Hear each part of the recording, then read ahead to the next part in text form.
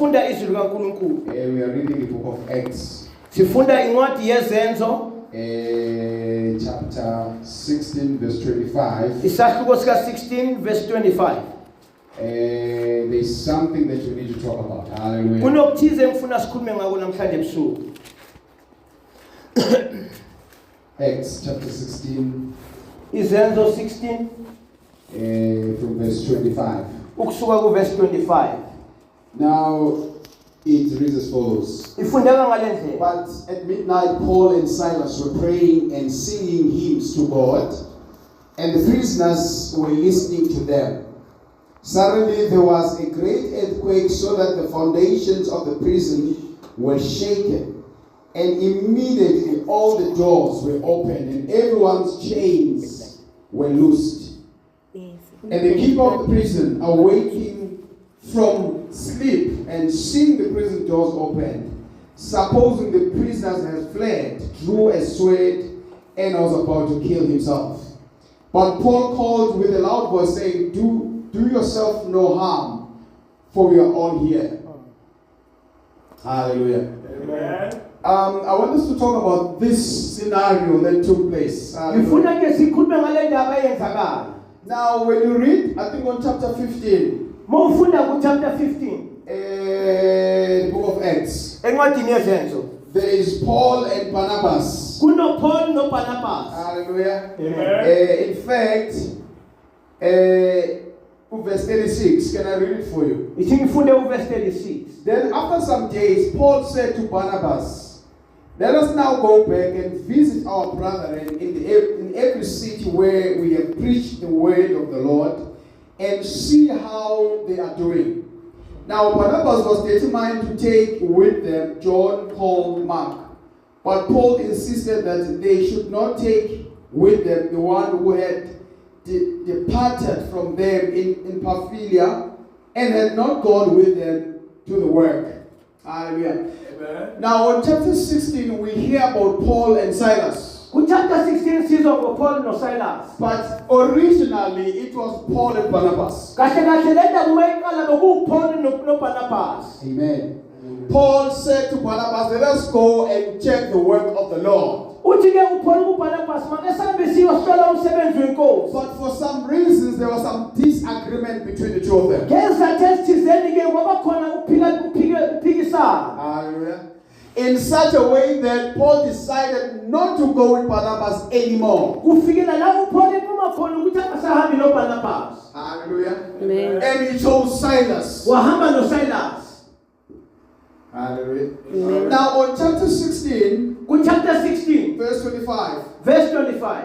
something had happened between Paul and Silas. Kunokuthizo kwenzakele phakathi kwa Silas no. While they were busy preaching the word, Uma basashumayela ivangeli. some people believed on him, Abanye bakhona kuye. but some didn't. Abanye azange. In fact, they decided to imprison Paul and Silas. Kwagcina ke sekuboshwa uPaul no Silas. Hallelujah. Amen. And they were beaten up. Futhi bashaywa. Amen. Amen. In other words, when God prevented Barnabas to go with Saul, Uma ke uNkulunkulu evimbela uBarnabas ukuthi angahambi no Saul. in other words, Barnabas was not going to handle the punishment nicely. Kahle kahle ke uBarnabas yena bekengeka khona ukumela inhlungu zokushaywa. Amen. So it made God to change the plan. Yayenza ukuthi uNkulunkulu ashintshe ke yonke To iplan. say, let me take those who can withhold the pain. Wathi ke mangithathe labo bangamela ubuhlungu. And those who can't, then let me keep them. Laba bangeke bakhona ukumela ubuhlungu mangibagcine. Hallelujah. Amen. Because if you look at Silas, Uma ubheka uSilas, Silas was with Paul because Barnabas didn't agree with Paul. uSilas wayeNoPaul ngoba uBarnabas asangavuma ukuhamba But noPaul. it was not because Barnabas was bad, Asindaba yokuthi uBarnabas kwakumuntu omubi. but because of the destination. Kodwa ngenxa yena baya It khona. required certain type of people. Idinge inhlobo yabantu abathize. God had to alter the people. uNkulunkulu wadinge ukuthi ashintshe I abantu. want to say this evening, Ngifuna ukuthi ebusuku namhlanje God knows your journey. uNkulunkulu wazi uhambo lwakho. Hallelujah. Amen. He knows what you're going to encounter in your journey. Uyazi ukuthi uhlangabezana nani to handle and what you won't be able to handle. wazi ukuthi lokho uzokhona ukubekezela naloko ngeke ukhona ukubekezela. He is able to alter your journey. Uyakhona ukuthi ayishintshe indlela yakho. If he sees that you won't cope, Ubebona ukuthi angeke umelane nesimo esithize. Amen. So when you go through things, Uma udlule ezintweni, you must trust that God has. I don't know the word. Hallelujah. I don't want to say he bulletproofed you, but he proved you in a way. mele uthembe ukuthi uNkulunkulu ke angeke ngimthwala uzokuhlula. Hallelujah. He has ensured that whatever you are gonna go through, Yena uyenze isiqiniseko ukuthi lokho uzodlula kuko you will make it. uzophumelela kuko.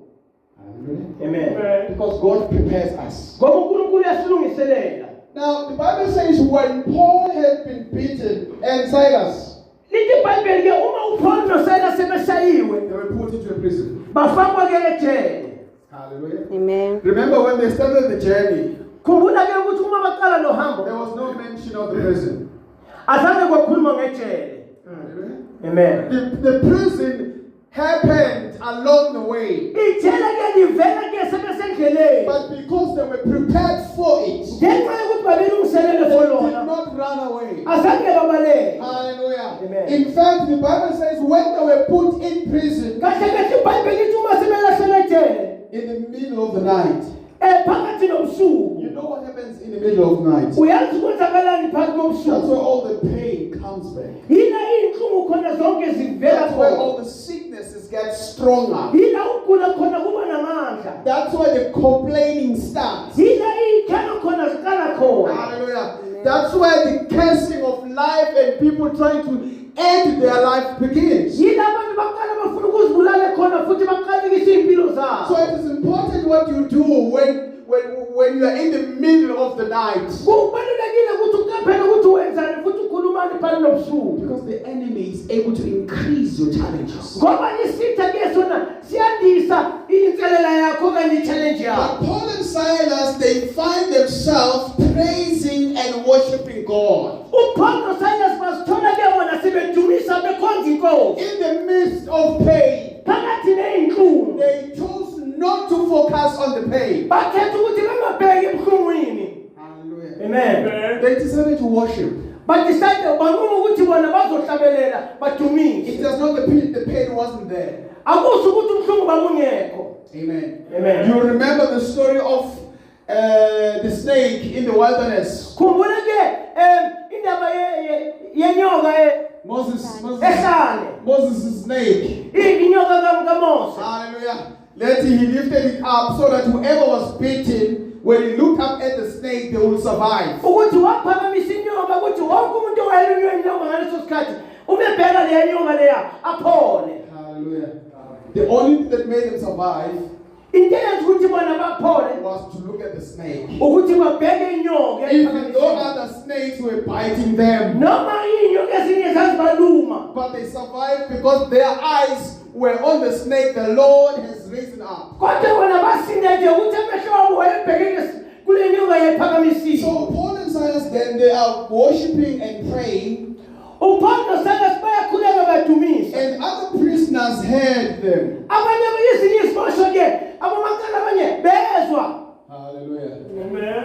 The other prisoners heard Paul and Silas worshiping and praying. Abomakala bezwa ke uPaul noSilas bakhuleka. We don't hear if they join them. Asizwa ukuthi ke baza bazohlanganela nabo. I want to say, if you don't do anything, nothing will happen. Ngithi ke uma wenzi lutho akukho ozoyenzeka. Amen. Amen. You can choose to remain as you are, nothing will happen. Ungakhetha ukuthi wena uhlale ngendlela oyiyo ke ayikho into But ezoyenzeka. if you choose to do something about your situation, Kodwa uma unganquma ukuthi wenze okuthize ngesimo sakho something will happen. kuzoba khona ukuthi ozoyenzakala. Hallelujah. When Paul and Silas started to worship and pray, Uma uPaul noSilas baqala behlabeke bedumisa bekhuleka. they had no idea that God is going to do something. Bebengazi ukuthi uNkulunkulu kunokuthize azokwenza.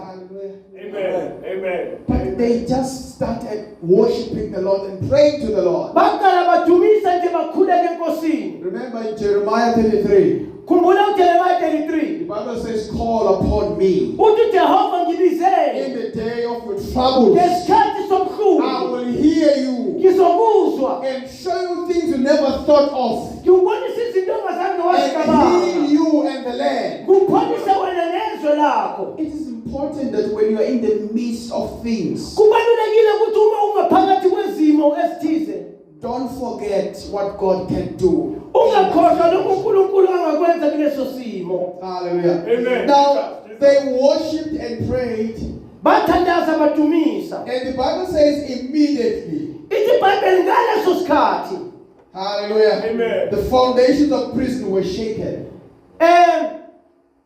The foundations, the walls. isekelo ke sejele saqala ke sadabuka. In other words, the foundation of the prison in your life might be the core of your problem. Isisekelo ke sejele ke empilweni yakho ke ngaba ke isimo seyinkinga zakho. Hallelujah. It does not help to deal with the symptoms. Akusizi ukuthi wena ubheke izikhamu zokugula kwakho. You need to deal with the real issue. Manje wena ubhekane ke nenkinga kuyona yona. Amen. Amen. If the problem is to drink a lot of liquor or alcohol, Uma inkinga uphuza utshwala kakhulu, ask yourself, why do I drink it in the first place? zibuze ukuthi kuphuzelani na. Hallelujah. Amen. Because the problem is not alcohol. Inkinga siutshwala. It is the reasons that make you drink it. Izizathu ezibangela ukuthi uphuze. If you deal with the foundation of the problem, Uma udila nesisekelo senkinga, you shall fix the problem permanently. uzoyilungisa ke leyo nkinga leyo ukuya kuyile. Hallelujah. Amen. That's why God shook the foundations of the walls. Yingakho uNkulunkulu wanyakazisa ke isisekelo samabondo. He didn't shake the chains. Azange ke anyakazise ke ama-chain. Hallelujah. Amen. No, he shook the foundations. Wanyakazisa isisekelo. Anything that is not of permanent nature will fall. Yonke into engadalwanga uNkulunkulu ke iyawa. Hallelujah. Amen. Hallelujah. Jesus. It is important to focus on the core of the issues. Kubalulekile ukuthi ubheke usebenzisisusa sabuthatha. Hallelujah. Amen. Then you will get a permanent fix. Mawuhe utakhona ufumana thakabulo elukileni. Now the Bible says when the foundation has been shaken, Lithi iBhayibheli ke uma ke isisekelo sesinyakaziswa, all the doors were opened. iminyango yonke yavuleka. Hallelujah. Amen. The doors not just for Paul and his friend, Iminyango ayivulekelanga uPaul nomngane wakhe. all the doors. Yonke iminyango. Hallelujah. Amen. Because when God saves you, Ngoba uNkulunkulu mesindisa wena, He's just not saving you alone. akasindisi wena He's wedwa. going to save you and all the people around you. Uzosindisa wena nabantu bonke abaseduze nawe. Hallelujah. Hallelujah. When He blesses you, Umekubusisa. He's going to bless also the people around you Futhi uzobusisa nabantu abasondelene nawe. because of you. Ngenxa yakho. Hallelujah. Hallelujah. Amen. Amen. Amen. Jesus. Doors were open. Iminyango yavuleka. Even for the sinners, doors were open. Nalabo benzi besono ke iminyango yavuleka. Hallelujah. Amen. Because of us, other people will find refuge in the Lord. Abantu ke ngenxa yethu abantu bazothola ukhuselo kuNkulunkulu. People will find good life because of us. In the Abantu Lord. bazothola impilo engcono ke ngenxa yethu enkosini. It is important to take serious your faith. Kubalulekile ukuthi uthathele inkolo yakhe ekhaya. Hallelujah. Amen. Because it is able to set free other people as well. Ngoba inekhono lokukhulula nabanye futhi. Jesus. Hallelujah. Amen. Now, let me read from verse 28. Timfundo verse 28.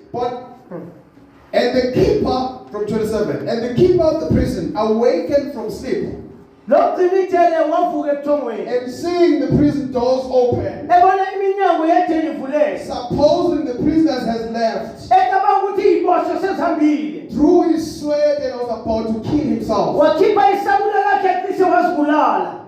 This happens in the middle of the night. Lokhu kwenzeka ntathakusa. Amen.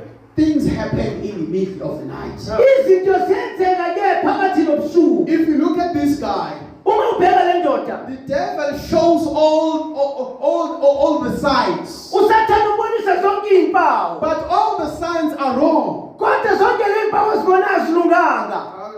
You know Amen.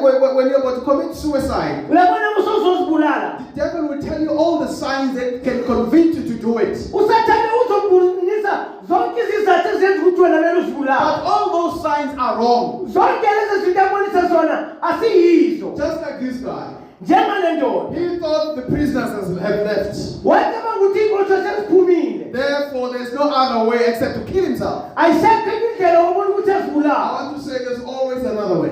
ngifuna ukuthi kuwa ikhona enye No matter indlela how hard things can be, noma izinto zingaba lukhuni kanjani there is always a way. ikhona enye indlela Hallelujah. You Hallelujah. must always tell yourself that. kumele uzitshele lokho There is another way. ikhona enye indlela Hallelujah. Amen. If this way does not work, uma le ndlela ingasebenzi there must be another way that works. kumele kube nenye indlela esebenzayo amen Amen. Hallelujah. Amen. Maybe you have looked for a job for a very long time, you couldn't find it. mhlawumbe ufuna umsebenzi isikhathi eside ungawutholi Maybe you're looking at the wrong place. mhlawumbe ubheke endaweni engekho right Hallelujah. Amen. Or maybe you were not meant to look for a job. mhlawumbe ke wena udalelwanga ukuthi ufune umsebenzi Maybe you were meant to provide jobs. mhlawumbe wena udalelwe ukuthi wenze imisebenzi Hallelujah. Amen. Because there's always another way. ngoba ikhona enye indlela Now listen to Paul, what he's saying to this guy. lalela ke uthini uPawulu kule ndoda First of all, Paul never left the prison. Hallelujah. okokuqala ke uPaul azange yena wahamba ejele Amen. Amen. It is very important not to rush your decisions. kubalulekile ukuthi ke ungaphangisi ukwenza inqumo Amen. Take your time to make decisions. thatha isikhathi ukuthi uthathe inqumo Hallelujah.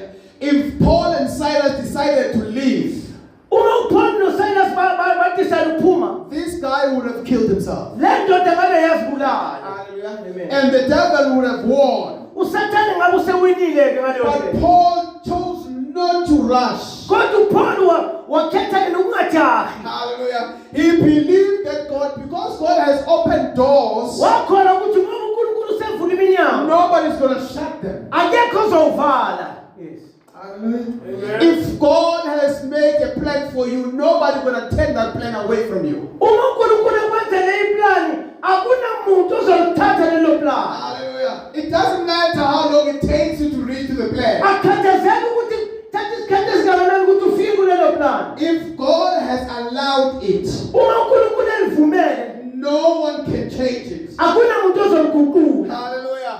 Amen. Job says the plans of the Lord shall not be restricted by anybody. lithi iBhayibheli ke amaplani kaNkulunkulu angevinjelwe umuntu Hallelujah. Amen. God opens doors that no one can close. uNkulunkulu uvula iminyango engeke yavala umuntu Amen. Amen. So sometimes we make a mistake. kwesinye isikhathi senza iphutha When God has shown us things, uma uNkulunkulu esibonisa izinto we quickly rush to those things. siyaphangisa siye kuzo lezo zinto Sometimes we go prematurely. kwesinye isikhathi siya singakalungeli lezo zinto Hallelujah. Amen. And the very same things becomes the problem in the future. bese zona lezo zinto bekwenza zakho ziba inkinga kwisasa lakho Amen. Amen. Amen. So must take your time. thatha isikhathi sakho If God has allowed it, uma uNkulunkulu ekuvumele it will come to you. kuzoza kuwe Hallelujah. Amen. No matter how long it takes, it will come to you. noma ungathatha isikhathi esingakanani kodwa kuwe lizofika lelo plani Now Paul says to this guy, uthi uPaul kule ndoda but Paul called with a loud voice saying, do yourself no harm, for we are all here. uthi uPaul kule ndoda ke ungazibulali ngoba sonke sikhona lana Hallelujah. Paul is saying to this guy, you are not alone. uPaul uthi kule ndoda awukho wedwa Hallelujah. Amen. I want to say the same thing this evening as well. ngifuna ukuthi kuwe namhlanje When you have Christ, you are not alone. uma unoKristu awukho wedwa But if you don't have Christ, you are alone. uma ungena Kristu uwedwa So don't make a mistake ungalenzi lephutha and live the life without Christ. kuthi uphile impilo ngaphandle kwaJesu Hallelujah. Amen. Because you need Him all the way. ngoba uyamdinga endleleni yakho yonke Because without Him, ngoba ngaphandle you're kwakhe not going to make it. akekho akukho kuzophumelela Hallelujah. Amen. Remember, Christ is the way. khumbula ukuthi uKristu uyindlela He knows the way Uyayazi indlela for your life. eyempilo yakho. Hallelujah. Amen. And He is life. Futhi uyimpilo. Hallelujah. If you find yourself where life is no more, Uma uzithola ukuthi impilo ayisekho kuwe, Christ becomes your life. uKristu uba impilo yakho. He restores the life. Uyayibuyisa impilo. Oh, Jesus. Amen. He is able to restore your life. Unekhona lokubuyisa impilo yakho. Whatever that you might have lost in the past, Konke lokulahlekele ngendleleni, Jesus is able to restore it. uJesu unekhona lokubuyisa. And thirdly, He is the truth. Okugcina uyiqiniso. To live a better life, you need the truth. Ukuthi uphile impilo engcono uyiqiniso. You can't live a false life. Angeke uphile amanga. It is not sustainable. Awagcineki amanga. Eventually, it will collapse. Amanga ekugcineni ayavela. Amen. So you need Jesus. Uthi uJesu. Paul says to this guy, Uthi Paul kule ndoda. we are all here. Sonke silana. Hallelujah. Amen. So, man of God, you are not alone. Ndoda kaThixo awukho We wena. are with you. Sinawe. Hallelujah. As my brother is about to leave, Njengoba umfethu ezohamba. I want to say we may not be with you physically, Ngithi noma singeke sibe nawe ngokwenyama. but we're going to pray with you today. Sizokhuleka nawe namhlanje. That in spirit, we're going to be with you. Kuthi emoyeni sibe nawe. Even better, Futhi kangcono. if you have Jesus with you, Uma unoJesu kuwe, you will never feel alone. angeke ke uzwe wedwa. Hallelujah. Amen. I want to pray with people. Ngifuna ukukhuleka nabantu. If you have never accepted Jesus, in your Uma life, ngabe ke ungamamkela uJesu empilweni yakho. I want to tell you something. Ngifuna ukukutshela You okuthize. need faith. Uyamdinga So that you're not going to walk alone. ukuthi wena ungahambi wedwa. Hallelujah. Amen. Life is hard when Christ is not available. Impilo inzima uma uKristu You need engekho. Jesus in your life. Uyamdinga uJesu empilweni yakho. He is all in one for you. Uye ke ukuningi eyedwa kuwe. If you want to accept Him, come forward. I'll pray with you. Uma ngabe ufuna ukumamkela nje woza phambili If you nje have never uthanda. accepted Jesus, Uma ngabe ungakamamkeli nje uJesu. remember the Word of God says, Khumbula iBhayibheli lithi God will never say something that is not there. uNkulunkulu angeke akhuluma utho olungekho. You need this Jesus this afternoon. Uyamdinga lo Jesu namhlanje He ebusuku. is the answer Uyimpendulo. to all the things that you're going through. Uyazo zonke izinto odlula kuzo. If you're here, don't be afraid. Come forward, I'll pray with you. Uma ngabe ukhona ungesathi woza ngizothandaza nawe. Hallelujah. Amen. He's going to fix this thing. Uzoyilungisa le. He's going to make you feel that you're not alone. Uzokwenza ukuthi uzizwele ukuthi awukho wena. Hallelujah. Because indeed, when He is in your life, Ngoba ngempela uma khona empilweni you yakho are not alone. awukho The wedwa. Spirit of the Lord dwells in you. Umoya kaNkulunkulu uhlala kuwe. Thank you, my brother. May God bless you. Anyone else? Ukhona omunye? Don't let fear prevent you from